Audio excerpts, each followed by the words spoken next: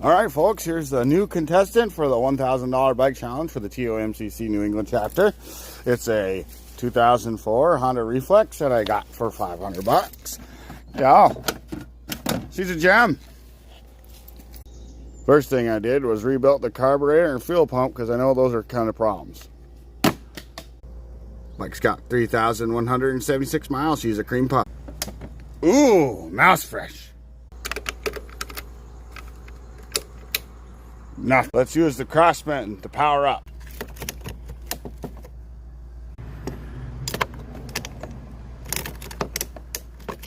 Ooh, we got noise, we got power, we got a clock.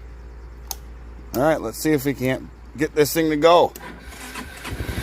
I'll be darned.